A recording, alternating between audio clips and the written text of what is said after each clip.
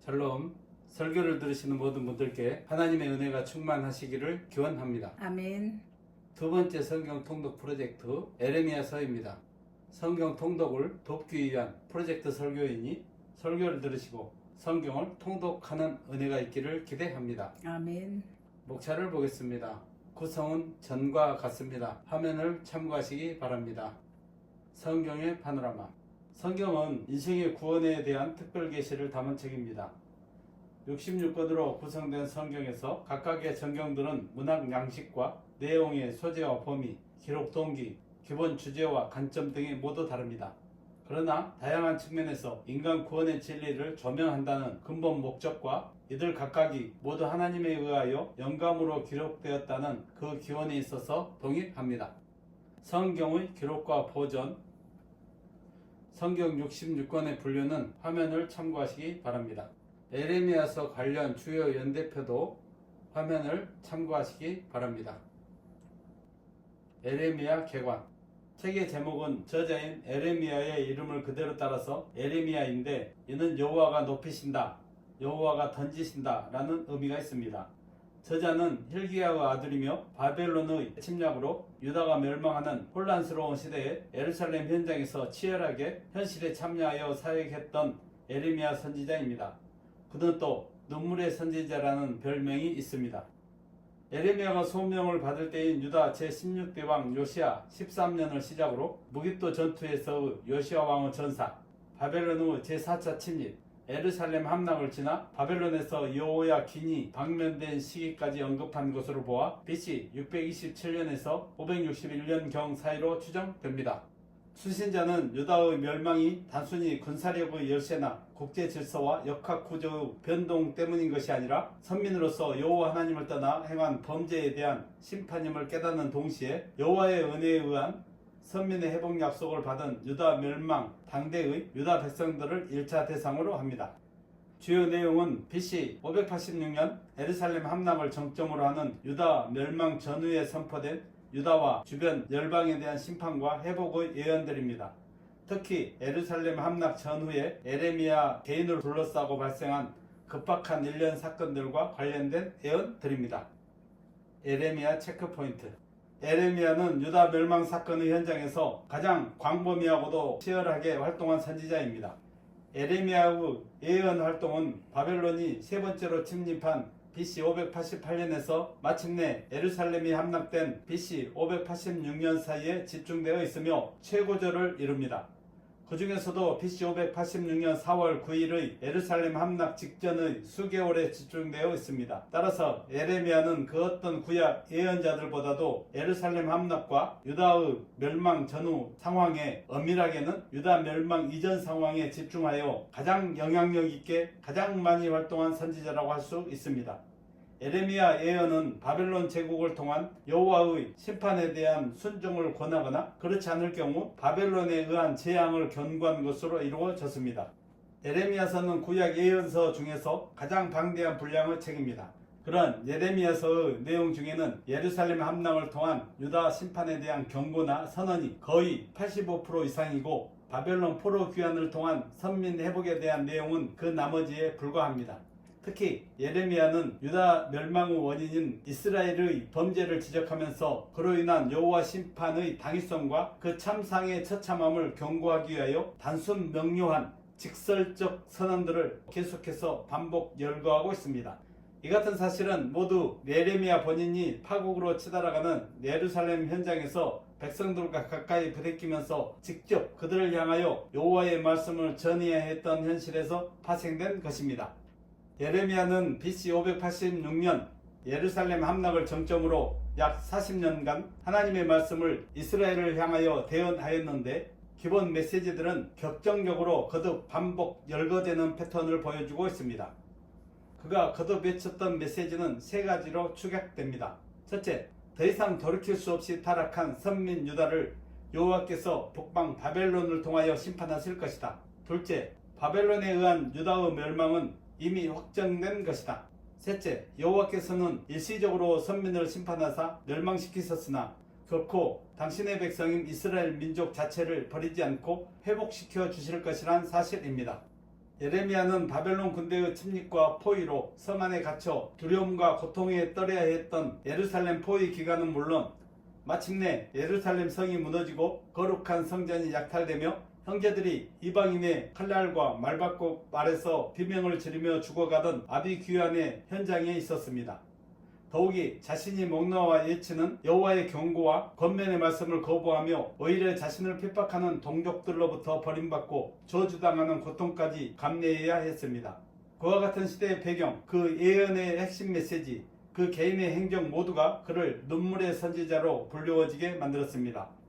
특히 바벨론 제국의 통치에 순응하면서 다만 진정한 여호와 신앙을 먼저 회복하라는 권고가 당대의 위정자들은 물론 대중들로부터 오해와 미움을 받아 그는 끝까지 떠돌림과 원망의 대상이 되었습니다.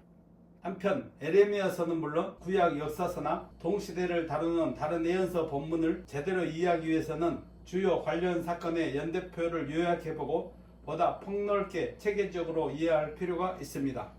구약 역사서 연대와 동시대를 다루는 다른 예언서의 대조표입니다. 다음 장까지 연결되니 화면을 멈춰 놓고 보시면 도움이 많이 됩니다. 에레미야 내용 분해. 전 52장의 에레미야서는 첫 장과 마지막 장에서 각각 한 장씩의 분량으로 서론과 결론의 역할을 하고 있고 그 사이에 본론부가 총 3부로 나누어져서 전개되는 구조로 되어 있습니다. 서론 1장은 에레미야가 선지자로 소명받은 사실과 선지자로 소명받을 때 함께 받은 두 가지 환상을 기록합니다. 그리고 자신은 하나님의 강권하심으로 선지자로 세워졌으므로 오직 하나님의 말씀을 대언할 뿐임을 강조합니다. 또한 하나님께서 에레미야를 당신의 선지자로 세우면서 그와 함께 하시며 지켜주시고 능력을 주실 것을 약속하셨고 이를 성실하게 지키셨음도 시사됩니다. 본론 일부는 2장에서 25장입니다. 에레미야가 그의 사역기간 중에 선포하였던 예언들 중에서 12편의 예언들을 추려서 정리한 선집입니다. 이들은 상호 독립된 예언들이면서도 모두 다 하나님의 선민인 유다의 범죄와 타락을 조목조목 지적하면서 그에 대한 여호와의 심판을 경고 내지 선언하는 공통점을 갖고 있습니다.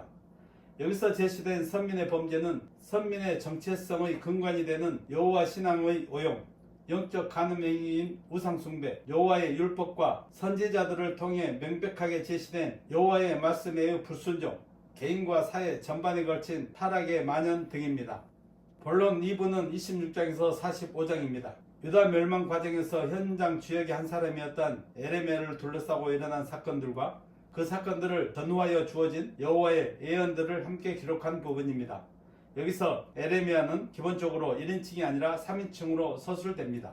또 하나님의 예언의 말씀도 직접 선포하는 형식이 아니라 선포된 내용을 객관적으로 기술하는 형식으로 기록되어 있습니다. 이 본론 제2부는 BC 586년의 바벨론의 제4차 침입 전후 사건과 예언을 기록한 제26장에서 33장 사이의 전반부와 보다 범위를 좁혀서 BC 586년의 예루살렘 함락 직전과 직후 사건과 예언들을 기록한 제34장에서 45장 사이의 후반부로 나눌 수 있습니다. 본론 3부는 46장에서 51장입니다. 앞서 제1부에서 거듭 예고된 선민 유다의 심판과 멸망이 실현되는 과정을 제2부를 통하여 기술하였던 저자는 이제 본론 제3부에서 유다 주변의 국가들에 대하여 유다와의 관계 안에서 그들 각각의 미래와 운명에 대하여 예언하고 있습니다. 이는 먼저 여호와의 주권이 선민 유다에만 국한되지 않고 세계 만방에까지 미침을 보여줍니다. 또한 이제 막 유다가 심판당하여 멸망하였으나 하나님은 이들을 끝내 버리신 것이 아니라 오히려 이들을 중심으로 세계사를 이끌어 가실 것을 강력하게 시사하고 있습니다. 즉 하나님의 절대 주권과 유다를 향한 절대 사랑은 영원하고 하나님은 끝내 선민을 중심으로 한 구속사를 완성하실 것임을 유다와 이방 모두에게 선언하고 있습니다. 결론은 52장입니다. 제1장의 서론과 대응하여 본론부 후미에서 에레미야서를 마감하는 부분입니다. 유다의 마지막 왕 시드기야의 즉위에서 시작하여 예루살렘 함락과 유다 멸망 전후와 관련된 주요 사건과 바벨론 포수 상황을 재요약한 부분으로 바벨론의 새 왕 에일 무로닥이 여호야킨의 구금을 해제하고 죽을 때까지 선대하였음을 밝히고 있습니다. 이 간단한 후기는 에레미야 예언의 진정성과 그가 예언한 선민 회복의 희망을 부각시키며 에레미야서를 자연스럽게 마감합니다. 징검다리 설교 제목 인간의 마음 본문 에레미야 17장 9절로 11절 같이 한번 읽어보겠습니다. 만물보다 거짓되고 심히 부패한 것은 마음이라 누가 능히 이를 알리오마는 나 여호와는 심장을 살피며 폐부를 시험하고 각각 그의 행위와 그의 행실대로 보응하나니 불의로 치부하는 자는 작업새가 낳지 아니한 알을 품은 같아서 그의 중년에 그것이 떠나겠고 마침내 어리석은 자가 되리라. 아멘. 본문의 맥락 본문은 선민에 대한 심판의 원인과 결과를 강조한 12편의 단편 예언집으로 구성된 본서 본론 제1부 2장 1절로 25장 38절 중에서도 제7예언으로서 유다 심판 예언과 화와 복의 선언에 대하여 보도하고 있는 제16장에서 17장까지 이어지는 1년 기사의 연속 부분입니다.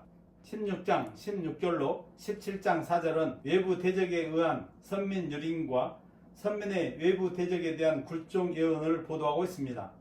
이어진 17장 5절로 11절 단락은 여호와 의례를 기준으로 한 복과 화 및 엄정한 보응의 원칙 선언을 보도하고 있습니다. 17장 5절로 11절을 상술하면 사람의 힘을 의뢰하며 하나님을 떠난 자는 저주를 받으며 하나님을 의지하고 의뢰하는 자는 복을 받는다는 것입니다. 본문 9절로 11절은 여호와의 마음과 행실에 대한 보응 원칙 선언을 보도합니다. 즉 하나님께서는 사람의 마음을 살피시는 분으로 사람들 각각의 행위대로 보응하신다는 것으로 이는 유다 백성들의 위선에 대한 경고입니다. 하나님께서는 사람이 인정하든 인정하지 않든 온 우주와 역사의 절대 주권자이십니다. 아멘. 하나님께 대한 사람의 태도가 복과 화를 결정하므로 사람은 하나님을 의뢰하고 그의 말씀에 절대 순복하는 삶을 살아야 합니다. 아멘. 아울러 하나님께서는 사람의 겉모습만 볼 수 있는 사람들과 달리 사람의 마음과 중심을 보시는 분이므로 행위는 물론 마음까지도 정결하게 해야 합니다. 아멘. 설교 본문의 포인트 및 적용 9절은 만물보다 거짓되고 심히 부패한 것은 마음이라 누가 능히 이를 알리오마는 이라고 하였습니다. 이는 인간의 마음의 실상을 고발한 것입니다. 그런데 이는 앞에 5, 6절 말씀과 연계하여 볼 때 사람이 사람을 믿고 의뢰해서는 안 되는 이유를 말씀한 것이기도 합니다. 여기에 보면 만물보다 거짓되고 심히 부패한 것이 인간의 마음이라고 했습니다. 이는 그야말로 세상 그 어떤 것보다도 부패한 것, 악한 것, 거짓된 것이 인간의 마음임을 표현한 것입니다. 그런데 인간의 마음은 인간의 내면에 있기 때문에 겉으로는 그 실상을 알기가 어렵습니다. 사람은 다른 사람의 마음을 헤아릴 수 없습니다. 그래서 하나님께서도 누가 능히 알리오마는 이라고 말씀하셨습니다. 적용을 해보겠습니다. 사람은 그 마음이 정직하지 않고 거짓되기 때문에 의뢰해서는 안 됩니다. 아멘. 실제로 많은 사람들이 사람을 의뢰하다 후회하고 실망하며 낙심하는 일이 비일비재합니다. 더욱이 인간은 자기 마음을 잘 알 수 있다고 생각하지만 인간의 거짓된 마음은 자기 자신까지도 기만합니다. 따라서 인간은 자기 자신이든 다른 사람이든 절대 신뢰의 대상이 될 수 없습니다. 그런데 우리가 살아가는 세상에서 서로에 대한 신뢰는 공동체를 유지하는 근간이므로 서로를 신뢰하기는 하되 상대를 절대적 의뢰의 대상으로 삼아서는 안 됩니다. 우리가 의뢰할 대상은 오직 영원 불변하시는 하나님뿐입니다. 아멘. 전능하신 하나님만이 그 마음이 진실하시며 그 뜻이 일정하시며 선하시며 자비로우시며 공의로우심으로 진정으로 의뢰할 대상입니다. 아멘. 따라서 성도들은 인간의 마음은 심히 거짓되다는 사실과 하나님만이 진실하시다는 사실을 명심하여 진정 하나님만을 의뢰하는 삶을 살아가시기를 바랍니다. 아멘. 9절의 말씀은 인간이 선을 행하지 못하고 하는 일마다 악한 이유가 무엇인지를 보여줍니다. 그것은 인간의 마음에서 나올 수 있는 것은 오직 더러운 악이기 때문입니다. 이와 관련하여 예수님께서는 마음에서 나오는 것은 악한 생각과 살인과 간음과 음란과 도둑질과 거짓 증언과 비방이라고 말씀하셨습니다. 이것이 부패한 마음을 가진 인간의 실상인데 이는 죄로 인하여 영혼이 죽은 상태이기 때문입니다. 죄로 인한 영혼의 죽음이 인간의 마음을 심히 부패하게 만들었습니다. 그런데 부패하는 것은 과거에 생명이 있었던 것입니다. 무생물은 부패하지 않습니다. 짐승이든 물고기든 죽으면 그 순간부터 부패하기 시작합니다. 사람도 죽으면 부패하기 시작하는데 인간의 마음은 영원히 죽음으로써 부패합니다. 적용을 해보겠습니다. 아담이 죄를 범한 이래로 죄 아래서 태어난 모든 인간의 영혼은 죽어 있습니다. 죄는 인간의 영혼을 생명의 주이신 하나님으로부터 단절시켰습니다. 그래서 모든 인간의 영혼은 근본적으로 죄로 인하여 죽어 있습니다. 그리고 그로 말미암아 인간의 마음은 부패하게 되었습니다. 그러한 인간이 선을 행하려면 그 영혼이 다시 살아야 합니다. 아멘. 영혼이 살아야 마음도 새롭게 변화하여 부패한 악 대신에 선을 낼 수 있습니다. 아멘. 요한복음 3장 3절을 보면 주님께서는 사람이 거듭나지 아니하면 하나님의 나라를 볼 수 없다라고 말씀하셨습니다. 죄로 인해 죽은 영혼이 거듭나야 마음이 새롭게 되어 비로소 선을 행할 수 있습니다. 아멘. 그렇다면 죽은 영혼이 어떻게 거듭날 수 있습니까? 예수 그리스도를 믿고 회개할 때 하나님의 창조의 영이신 성령이 그 마음에 내주하심으로 거듭나게 됩니다. 아멘. 그래서 예수 그리스도를 믿고 거듭나는 것이 중요합니다. 아멘. 예수 그리스도를 통하지 않고는 아무도 부패한 마음을 새롭게 할 수 없습니다. 아멘. 거듭난 성도는 예수님 안에 거하며 그분의 인도하심을 따르며 소생의 역사, 참 생명의 역사를 체험하며 살아가게 됩니다. 아멘. 10절을 보면 하나님을 사람의 심장을 살피고 폐부를 시험하는 분으로 소개합니다. 9절에서 인간 중에는 인간의 거짓된 마음을 알 수 있는 사람은 없다고 했습니다. 그러나 인간은 알 수 없고 심지어는 자기 마음도 제대로 알기 어렵지만 전지하신 하나님께서는 인간의 마음을 다 아십니다. 아멘. 더욱이 하나님께서는 인간의 마음을 지으신 분이므로 인간 자신보다 인간에 대하여 더 잘 아시는 분입니다. 아멘. 인간의 마음 중 하나님 앞에 드러나지 않고 숨겨질 부분은 없습니다. 역대상 28장 9절은 여호와께서는 모든 마음을 감찰하사 모든 의도를 아신다고 하였고 시편 7편 8절은 의로우신 하나님께서 사람의 심장을 감찰하신다고 하였습니다. 또 잠언 16장 2절도 여호와는 심령을 감찰하신다고 하였습니다.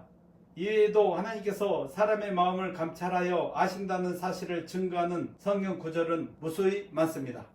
적용을 해보겠습니다. 하나님께서는 사람의 마음을 온전히 살피시기에 겉으로 드러난 결과 말고도 그 사람의 마음의 생각과 동기를 중요한 판단의 기준으로 삼으십니다. 겉으로 드러난 행위가 비록 악하지 않고 또 경우에 따라서는 선한 모양을 취하고 있다고 할지라도 마음의 생각이 악하다면 하나님의 진노를 피할 수 없습니다. 아멘. 따라서 성도들은 마음에 악한 생각을 품지 말고 하나님 앞에서 마음을 항상 깨끗하게 유지하면서 정직하게 행해야 합니다. 아멘. 실로 하나님께서 기뻐하시는 자는 허물이 없는 완벽한 자가 아니라 정직한 자입니다. 아멘. 그러므로 성도는 인간의 내면을 보시고 그 폐부까지도 훤히 들여다보시는 하나님 앞에서 항상 성결하고 정직한 마음으로 살아야 합니다. 아멘. 11절은 10절에서 말씀하고 있는 하나님의 공의로운 보응에 대한 잠언적 비유입니다.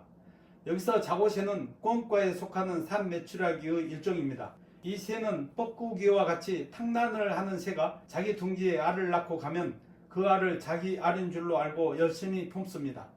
특히 이 새는 모성애가 유별나서 알이 부화될 때까지 20여일간은 둥지를 떠나지 않고 오직 알을 품기에 전념합니다. 그리고 알이 부화하게 되면 그것을 자기 새끼인 줄 알고 부지런히 먹이를 물어다 줍니다. 그런데 자고새가 부화시킨 새는 자고새가 자기 어미가 아닌 것을 압니다. 그래서 어느 정도 커서 낳을 수 있는 때가 되면 자고새를 배신하고 그 곁을 떠나고 맙니다. 이 비유는 불의한 방법으로 모은 재물은 본래 자기의 것이 아니기 때문에 자고새의 경우와 같이 결국은 자기 곁을 떠나게 되므로 그것을 모은 사람은 허무하게 되고 만다는 것입니다. 적용을 해보겠습니다. 11절은 자고새가 그동안 새끼를 위해 했던 모든 수고는 헛수고가 되는 것을 불의한 방법으로 모은 재물의 예로 들었습니다. 사실 재물을 불의한 방법으로 쉽게 모은 사람은 그 재물의 가치를 잘 몰라서 재물을 쉽게 허비해 버리고 맙니다. 그러나 사람이 땀 흘리는 수고를 통하여 모은 정직한 재물은 땀에 젖어 무거워서 바람이 불어도 날아가지 않습니다. 아멘. 성경은 재물을 모으는 것에 대하여 악하다고 말하지 않고 재물이 악하다고 말하지도 않습니다. 오히려 재물이 많으면 유익이 많다고 하면서 성도들도 재물을 모아야 하며 그것을 선한 일에 사용해야 한다고 말합니다. 아멘. 그러나 그 이전에 성경은 그것이 정당한 방법으로 정직한 수고와 땀으로 모아진 것인지를 묻고 있습니다. 그러므로 성도는 하나님의 말씀대로 불의한 방법으로 재물을 모으려고 하지 말고 정직한 수고의 결실만을 참고해 성도의 통장에 쌓아둘 수 있기를 바랍니다. 아멘. 에레미야 교훈.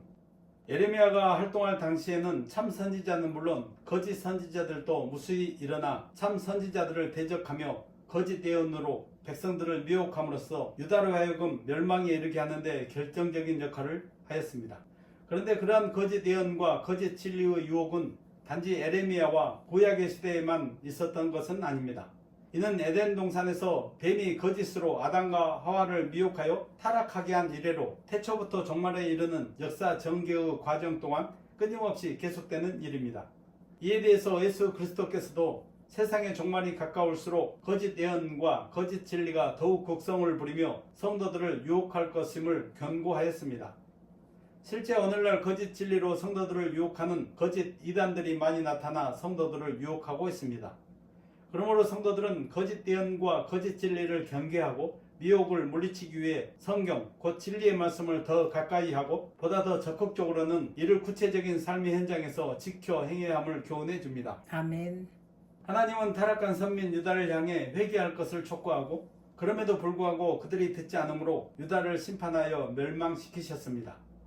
그러나 하나님은 그러면서도 당신의 종 에레미야를 비롯하여 그의 예언의 대필자였던 바룩이나 에레미야를 구출하였던 구스 출신의 환관 에벤 멜렉 등 하나님을 경외하며 그 말씀에 순종하는 자들에 대해서는 구원하여 주셨습니다. 아멘. 그것은 심판과 구원은 전적으로 개인적 선택에 의하여 결정된다는 것을 보여주는 의미가 있습니다.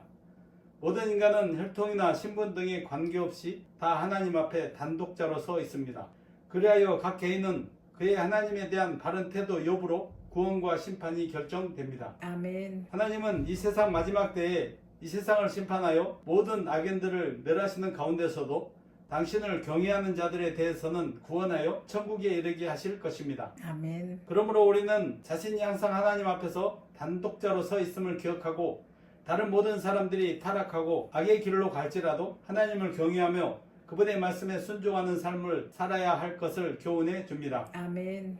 구약 선민 이스라엘은 타락하여 하나님을 배반하고 우상을 숭배했을 뿐만 아니라 하나님의 선지자를 통한 회개와 순복의 권면을 거부하였습니다. 이는 죄성에 오염된 인간이 하나님에 대하여 바른 신앙을 갖고 유지하는 일이 얼마나 어려운 일인지 그리고 우상 숭배에 얼마나 쉽게 미혹되는 존재인지 잘 보여줍니다. 죄성에 오염된 인간의 본성은 본능적으로 악을 지향하게 되어 있습니다. 게다가 우상 숭배는 지극히 자기중심적일 뿐만 아니라 우상과의 거래를 통한 자신의 이기적인 유익을 추구하게 합니다.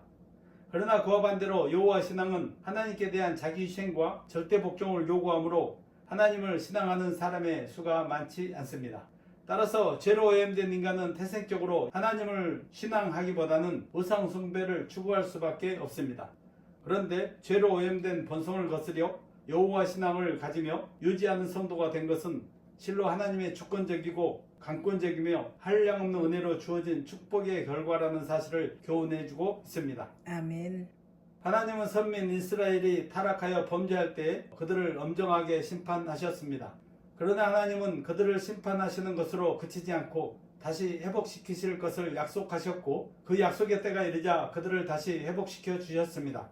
이는 하나님의 이중적 속성에서 비롯된 것으로 하나님은 공의와 사랑의 속성을 동시에 가지고 계십니다. 그리하여 하나님은 일단 택한 백성이라고 해도 그들이 범죄하면 공의로 그들을 심판하시지만 동시에 심판받아 멸망한 자기 백성을 사랑으로 다시 회복시키십니다. 그러한 이유로 성도들의 삶 속에서도 고난과 형통, 재앙과 축복이 반복됩니다. 성도들은 자기 삶 속에서 고난과 재앙이 찾아올 때 그 가운데서 하나님의 뜻을 발견하기를 힘쓰며 하나님께서 자신을 다시 회복해 주실 때까지 인내해야 합니다.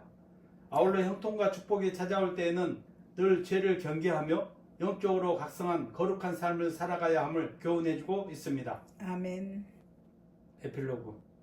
에레미야는 유다 멸망 전후에 선포된 유다와 주변 열방에 대한 여호와의 심판과 그 후 회복을 예언하였습니다. 예레미야서 분량은 52장 91쪽 정도로 3시간 정도면 한번 읽을 수 있습니다.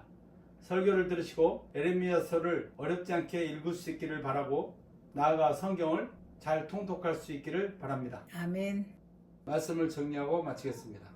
예레미야는 남유다의 멸망에도 불구하고 하나님의 절대 주권과 유다를 향한 하나님의 절대 사랑은 영원하시고 또 하나님은 끝내 선민을 중심으로 한 구속사를 완성하실 것임을 유다와 이방 모두에게 선언하였습니다.